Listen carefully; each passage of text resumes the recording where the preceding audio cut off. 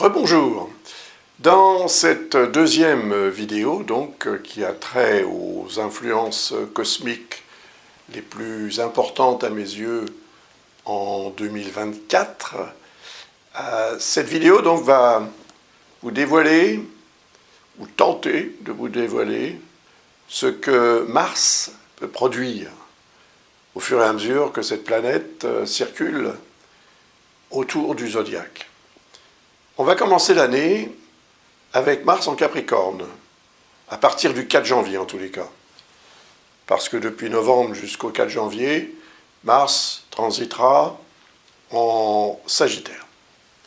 Donc, quand il arrive en Capricorne, il met l'accent sur l'énergie de ce signe. Alors les natifs du Capricorne sont plus particulièrement concernés. J'en parlerai dans la vidéo que je ferai pour ce signe. Mais en fait, le signe du Capricorne, c'est le 10e signe du zodiaque. Il est donc symboliquement relié à la 10e maison astrologique qui représente les projets, les ambitions, l'autorité, la hiérarchie, le pouvoir. Et donc, il va y avoir certainement, au début de l'année, pendant ce transit de Mars en Capricorne, une augmentation de l'ambition, de l'énergie pour s'imposer dans la vie. Pour obtenir un résultat, éventuellement, évidemment, concret, et de préférence un résultat positif, bien sûr, qui aura des répercussions à long terme. Parce que c'est Saturne qui représente le signe du Capricorne, et Saturne, c'est Chronos, donc c'est le temps. Et tout ce qui arrive pendant un transit important de Saturne, dans ce signe du Capricorne, dans le signe de Saturne, a des répercussions à long terme. Donc, il faut prévoir ça, et pendant cette période, s'organiser le mieux possible pour que les résultats obtenus soient des résultats qui coïncident à ce qu'on attend et qui permettent aussi d'avancer. Parce que, en parlant d'avancer, Mars va transiter le signe du Capricorne en environ 6 semaines. C'est le temps que cette planète met pour traverser un signe. Et pendant ces 6 semaines, donc l'activité, l'énergie mise au service des projets, des ambitions, des responsabilités, etc., va permettre probablement d'obtenir un résultat. Et quand Mars en terminera avec ce signe du Capricorne, il va évidemment traverser le signe suivant, le signe du Verseau. Mais en Verseau, on le voit sur cette carte-là, il y aura Pluton. Il va se produire une conjonction exacte le 14 février. Donc c'est un moment fort, car Pluton représente ce que l'on a choisi ou ce qu'il faut remettre en question. Donc c'est en quelque sorte, Pluton, c'est détruire pour reconstruire sur de nouvelles bases. C'est passer un cap, passer à autre chose, c'est la régénération. Donc l'énergie de Mars, si elle a bien été exploitée pendant son transit en Capricorne, pour obtenir un résultat concret, ce résultat, qu'on peut obtenir effectivement aux alentours de la mi-février, serait un résultat qui remettrait en question la situation sociale, professionnelle, familiale, en fonction donc de ce qui aura été fait éventuellement pendant la période de transit en Capricorne. Donc c'est très important en fait, parce que c'est le début de l'année, d'abord. Et c'est un moment important dans le sens symbolique du terme, un moment où on se souhaite les meilleurs vœux possibles et on fait les bonnes résolutions.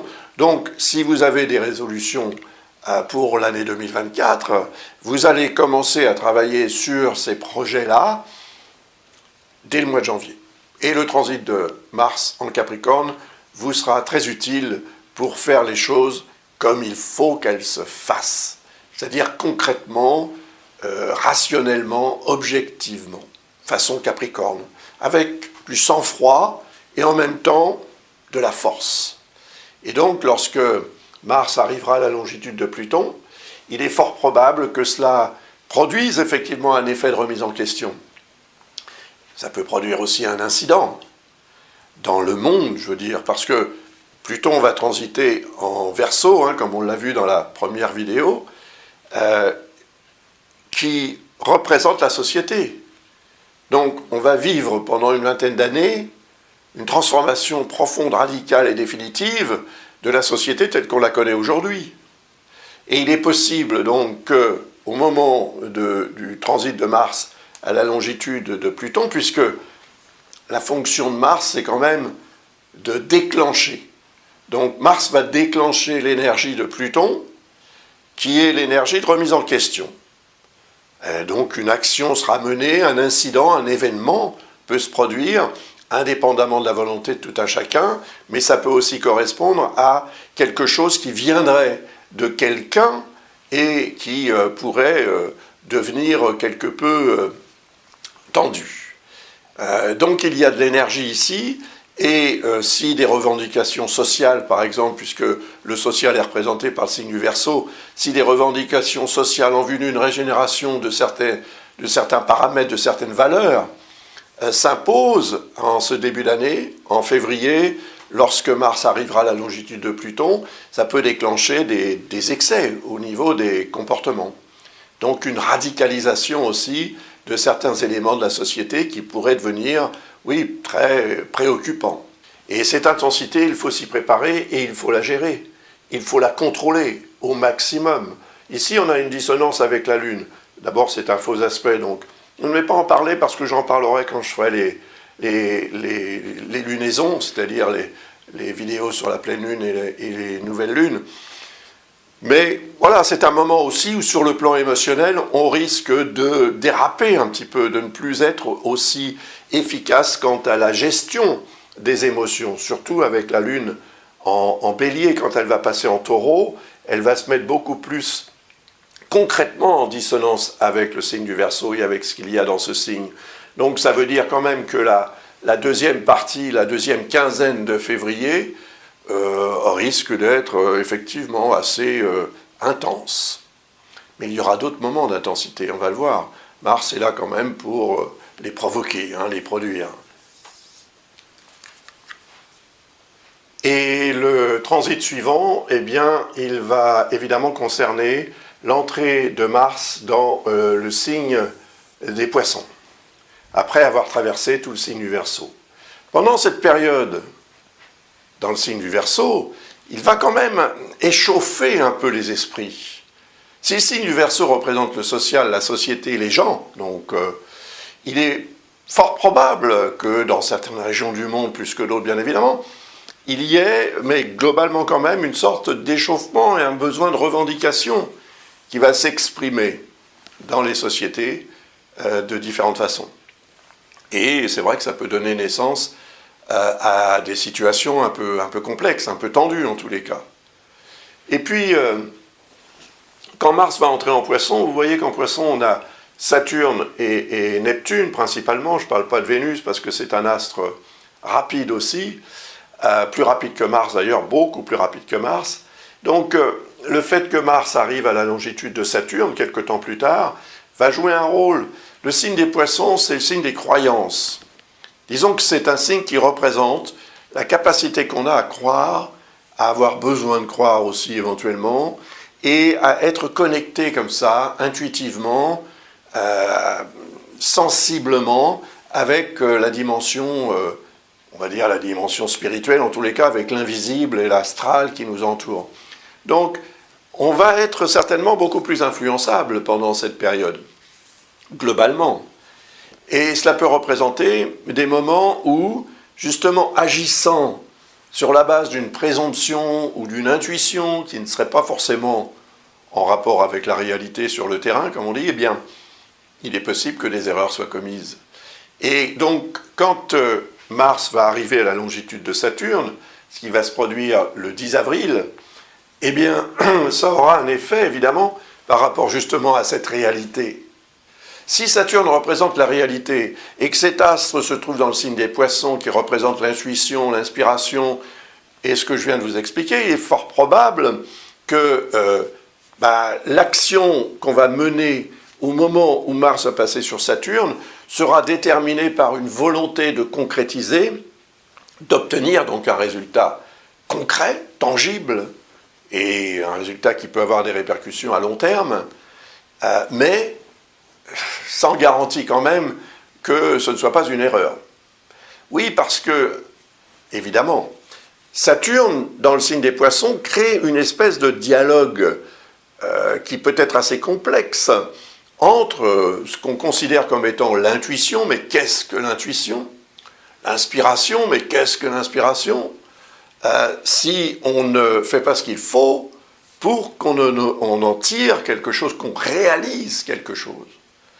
Et le transit de Mars à la longitude de Saturne peut déclencher en fait un besoin soudain ou une capacité soudaine même de concrétiser, c'est-à-dire de faire ce qu'il y a à faire, de prendre la décision, de prendre la position en fonction de ce que l'on ressent et aussi peut-être en fonction de ce que l'on va envisager de faire, c'est-à-dire les efforts, le travail, etc., qui sont représentés par Saturne, assumer les responsabilités pour réaliser le projet ou le rêve.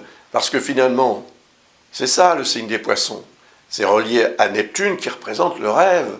Donc l'idéal qu'on souhaite atteindre dans la vie. Quel est l'idéal que vous souhaiteriez atteindre en 2024? Il serait représenté par le signe des Poissons, par Neptune bien évidemment, et aussi par Saturne qui lui, c'est l'astre qui vous indique, qui vous impose de faire les efforts nécessaires si vous voulez réaliser votre rêve. Et si vous prenez une décision claire et nette, précise et concrète ce jour-là, le 10 avril, vous voyez qu'il y a un lien positif avec la Lune, c'est pas inintéressant, parce que ça va vous permettre d'avoir aussi une perception émotionnelle des choses qui serait plutôt appropriée et favorable à la réalisation du dit projet, éventuellement, ou à la compréhension de la situation. Parce que Mars va arriver ensuite à la longitude de Neptune. Vous voyez, ça va se produire le 28 avril. Et puis Mars passera en bélier le 30. Donc il va changer de signe 2 jours plus tard. Donc cette conjonction entre Mars et Neptune est très intéressante parce qu'elle fait suite à la conjonction avec Saturne. Donc on est tout d'abord dans une logique saturnienne de réalisation concrète. Je prends mes dispositions, j'assume mes responsabilités, je fais le travail et les efforts qu'il faut pour réaliser mon rêve, et quand Mars arrive à la longitude de Neptune, soit je le réalise, soit je comprends que ce que j'ai fait va me permettre de réaliser ce rêve. Peut-être pas ce jour-là, mais être dans cette logique-là ne nuira absolument pas, bien au contraire, puisque cela va augmenter une forme de motivation en rapport avec le rêve. Mais d'un autre côté, ça peut aussi représenter le jour où, quand cette conjonction va se produire, vous allez constater que vous auriez dû, lorsque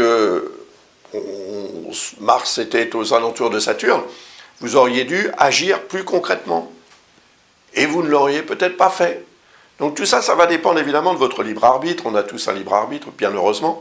Et les influences cosmiques sont là pour indiquer une espèce de tendance, une atmosphère dans laquelle on va pouvoir fonctionner en rapport avec ce que l'on veut dans la vie, ce qu'on veut obtenir, ce qu'on doit gérer, etc. Donc il peut y avoir aussi des incidents de parcours, évidemment, indépendants de votre volonté, mais en même temps, je pense que Neptune, qui représente justement le ressenti, peut vous permettre l'intuition de ce qu'il faut faire et ne pas faire. Après, à vous d'écouter votre intuition ou pas, de vous laisser guider par cette intuition pour aller dans le meilleur sens qui soit, afin d'améliorer votre situation et votre vie, d'une façon générale. Donc Mars va passer ensuite en Bélier à partir du 30 avril, et en Bélier, on a le nœud lunaire nord. Je vous en ai parlé du nœud lunaire nord dans la première vidéo. Ben oui, c'est très symbolique du besoin et du désir d'individualisation. Donc, qu'est-ce qui va se passer dans votre vie par rapport à ça? Puisqu'on a de l'autre côté, évidemment, le nœud lunaire sud, qui est là, et qui est en balance dans l'autre signe. Donc c'est le tiraillement entre le je suis et le nous sommes. Maintenant, lorsque Mars va arriver à la longitude du nœud lunaire nord, ce qui va se produire aux alentours de la mi-avril, eh bien, vous allez pouvoir, à mon avis, faire un grand pas en avant. Si tel est votre désir, bien évidemment, si telle est la nécessité aussi, peut-être, vu la situation dans laquelle vous êtes ou vous serez à cette époque-là. Mais Mars représente quand même la capacité qu'on a tous, plus ou moins, à agir, à réagir, à combattre, à se défendre, etc., pour finalement s'imposer dans la vie, et rester également en vie. Et quand Mars transite le signe du Bélier, il est très puissant, puisque c'est son signe. Donc il est fort dans ce signe, et le dieu de la guerre se réveille et devient vraiment très intense pendant cette période. Le nœud lunaire nord représente ce vers quoi on doit aller vers le « je suis ». Donc c'est vos intérêts personnels, ce que vous êtes intimement, ce que vous considérez comme étant vous, qui va avoir besoin de se mettre en avant. Et peut-être de prendre une décision importante, majeure, ce jour-là, lorsque Mars va arriver dans le signe du Bélier, mais surtout lorsqu'il va arriver à la longitude du nœud lunaire nord, au début de la deuxième quinzaine du mois d'avril. Et regardez la première vidéo que j'ai faite, parce que je parle de la période aux alentours du 15 à la fin du mois d'avril, lorsque Jupiter et Uranus seront conjoints dans le signe du Taureau. Ce n'est pas le signe du Bélier, mais cette conjonction Jupiter-Uranus annonce quand même un potentiel d'officialisation d'un changement majeur dans votre vie. Il est peut-être en liaison aussi avec cette individualisation représentée par ce nœud lunaire nord en Bélier, qui va être rejoint pratiquement à la même date par Mars. Action, réaction, décision. Voilà. À vous de voir maintenant comment vous allez gérer ce que je suis en train de vous expliquer. Si vous avez besoin d'informations supplémentaires, n'hésitez pas. Visitez le site de l'École Ablas et vous y trouverez les informations pour poser une question, par exemple, ou bien pour aussi commander une analyse plus complète, plus approfondie. Ensuite, donc, on va avoir une conjonction de Mars avec Chiron. Voilà ce Chiron. Ça va se produire le 30 mai. Et cette conjonction Mars-Chiron est en dissonance avec Vesta. C'est le seul aspect qu'on voit dans ce thème. Donc, Vesta représente la notion d'harmonie et d'équilibre, et de bien-être, bien sûr. Donc, il semble que ce bien-être puisse être un petit peu déstabilisé, à cause peut-être d'un problème de santé, soudain, ou d'un incident de parcours. Mais Chiron ne représente pas que la santé en tant que telle. J'en ai parlé aussi dans la première vidéo que j'ai faite. Chiron représente la santé d'une façon générale, donc premier degré ou pas. Donc ça peut être la santé de vos affaires, la santé financière, la santé professionnelle, la santé sentimentale, etc., etc. Mais en fait, ce jour-là, donc le 30 mai, faites preuve de vigilance, parce que Mars peut vous inciter à réagir et à produire en fait une déstabilisation que vous ne voudriez pas, mais qui découlera de la décision ou de l'action, de la réaction que vous aurez eue. Et si vous avez à prendre une décision en rapport avec votre santé, et si vous avez quelque chose à faire de particulier au sujet de votre santé ce jour-là, gardez en mémoire que cette configuration est de nature à produire une déstabilisation et donc peut-être davantage une augmentation de la problématique qu'une solution. Mais évidemment, ça va dépendre beaucoup. Cette configuration va agir, c'est sûr, et elle va agir peut-être dans le monde entier. Il peut y avoir comme ça aussi quelque chose qui se passe au niveau santé pendant cette période, globalement, mondialement. Espérons que ce ne sera pas une autre pandémie, merci beaucoup. Mais le fait est que cela dépendra aussi beaucoup individuellement du thème astral de chacun, de la situation de chacun, de l'énergie de chacun, etc. Ce que je vous explique, c'est quand même d'ordre général et global, mais l'énergie sera là quand même. Et elle sera là pour tout le monde. Mais certains d'entre nous la géreront beaucoup mieux que d'autres, bien sûr. Et donc après, Mars va changer de signe également. Vous voyez, je l'ai noté ici, il va passer en Taureau le 9 juin 2024. Donc quand il sera en Taureau, il va immédiatement s'inquiéter de savoir ce qu'il peut faire par rapport à Uranus. Parce que Uranus est en Taureau. Ça va se produire le 16 juillet. Uranus représente le changement. Je vous en ai parlé de ça aussi parce qu'il y aura, au mois d'avril, le 21 avril, une conjonction Jupiter-Uranus qui est majeure, parce que c'est une conjonction entre deux planètes lentes, donc elle est rarissime, unique en son genre. La dernière fois qu'elle s'est produite, c'était en 1941, au mois de mai. Vous voyez, on n'était pas dans une situation particulièrement agréable. Mais ça ne veut pas dire que ça va reproduire le même schéma, heureusement. Mais ça veut dire que cette notion de changement est incontournable. Il faut donc s'y préparer et l'organiser.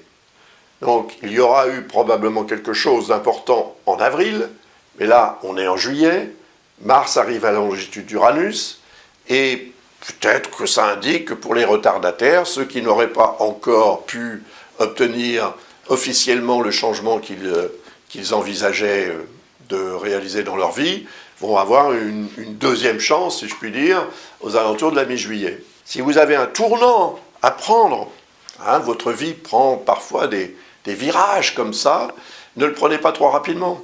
Mars représente l'accélération. Donc plus vous accélérez, plus dans les virages vous prenez le risque de vous retrouver ou dans le mur ou dans le fossé. Donc soyez dans la vigilance et le contrôle aussi, parce que Uranus c'est le système nerveux, et quand Mars arrive à la longitude d'Uranus, on est beaucoup plus intense. Voilà, cette intensité est plus compliquée à contrôler, et elle peut déboucher sur des incidents de parcours, c'est tout. Donc soyons vigilants aux alentours du 16 juillet, et ensuite, évidemment, quand Mars va passer dans le signe des Gémeaux, il va arriver à la longitude de Jupiter. Donc on a cette conjonction qui va se produire le 14 août. Et puis Mars passera en Cancer le 5 septembre. Donc le 14 août, conjonction Mars-Jupiter. Et on voit que Jupiter est en dissonance avec Saturne. Et on voit qu'il est en dissonance aussi avec Vénus. Donc, on va le prendre en considération, mais il y a aussi la Lune. Elle est toujours là, la Lune, quelque part. Et elle forme une opposition. Comme elle a formé une opposition avec la conjonction Mars-Uranus. Coïncidence? Probablement pas. Parce que la Lune joue aussi un rôle très important en termes de déclenchement. Donc, le déclenchement que la Lune peut produire sera évidemment relié à l'énergie combinée de Mars et Jupiter. Et Jupiter, c'est l'opportunisme, quelque part. C'est le désir et la volonté d'en avoir plus dans la vie, d'obtenir davantage, si possible, et autant que possible. Mais ça n'est pas toujours possible. Et il ne faut pas avoir les yeux plus grands que le ventre, comme disait ma grand-mère. Eh bien, le fait que cette conjonction se produise dans le signe des Gémeaux peut augmenter mentalement et au niveau de la communication les risques de polémiques et de confrontations comme ça, verbales, qui peuvent être des sources quand même de désagréments assez intenses. D'autant plus que Saturne, qui représente les réalités, est là quand même pour augmenter le poids, la charge qui peut peser sur certaines personnes et qui peut les rendre, ces personnes-là, beaucoup plus impatientes, plus nerveuses, plus agressives même peut-être.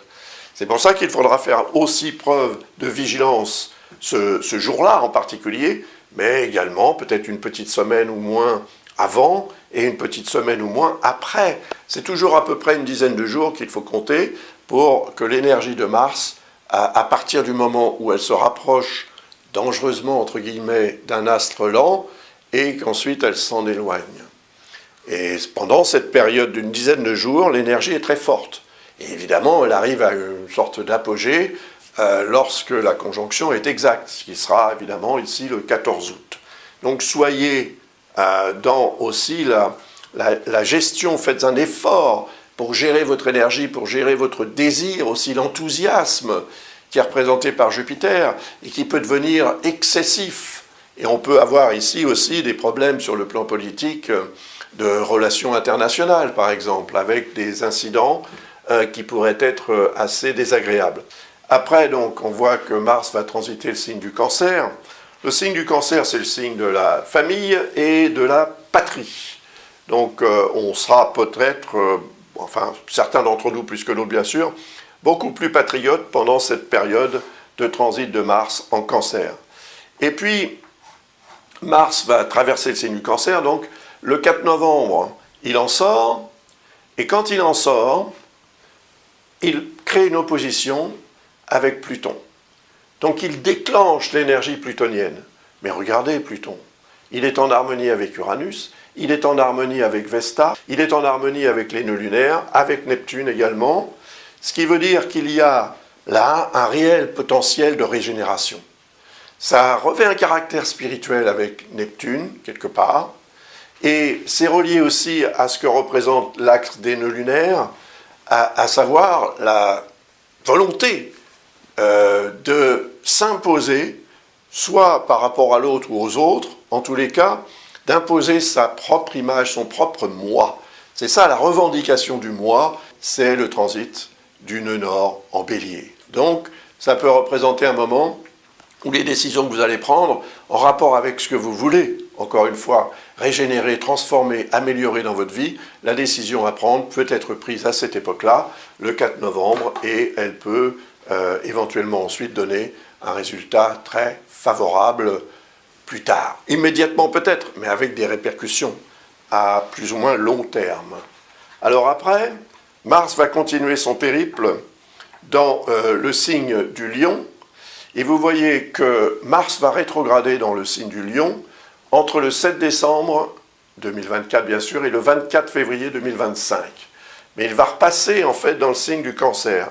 Donc, il va faire ça un petit peu, un aller-retour entre le début du Lion et la fin du signe du Cancer, puis il reviendra dans le signe du Lion. C'est comme ça qu'on va terminer l'année. Donc le signe du Lion, c'est le signe de l'ego. En Lion, il sera en harmonie avec les nœuds lunaires, les deux. Un seul est tracé, mais l'autre peut être tracé. Il sera en harmonie aussi, ce jour-là en tous les cas, le 7 décembre, il sera en harmonie avec le Soleil et Mercure.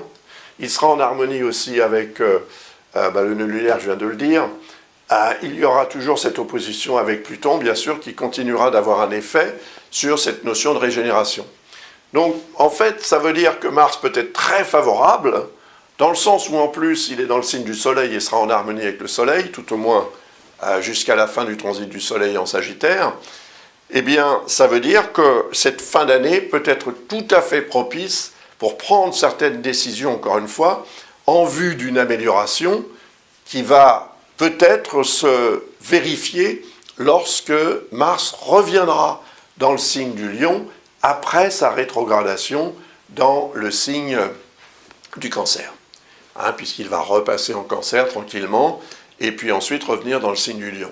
Donc ce transit de Mars va durer, dans cette rétrogradation plutôt, du 7 décembre au 24 février. Ça voudrait dire, à mon avis, que du 7 décembre au 24 février, il va falloir essayer de ne pas s'engager trop rapidement dans quoi que ce soit, parce qu'un Mars rétrograde, c'est un petit peu un Mars qui peut décevoir. Donc ça veut dire que vos propres décisions ou la manière dont vous allez agir ou réagir pourrait être finalement un petit peu peut-être retardé, peut-être empêché, en tous les cas, pas aussi efficace que vous pourriez l'envisager, l'imaginer ou l'espérer. Donc peut-être vaudra-t-il mieux, si les démarches que vous avez à faire sont des démarches très importantes, attendre que Mars reprenne son mouvement direct le 24 février. Et ce sera évidemment en Cancer qu'il va le faire. Et ensuite, il repassera dans le signe du Lion en 2025. Donc je vous en parlerai dans la vidéo que je ferai pour l'année prochaine, pour l'année 2025. Alors, ensuite, et pour terminer cette vidéo, je vais vous parler de Mercure, des rétrogradations de Mercure. Il y en a 3 par an, et cette année, en 2025, les 3 rétrogradations vont se produire dans les 3 signes de feu. Voyons ça tout de suite.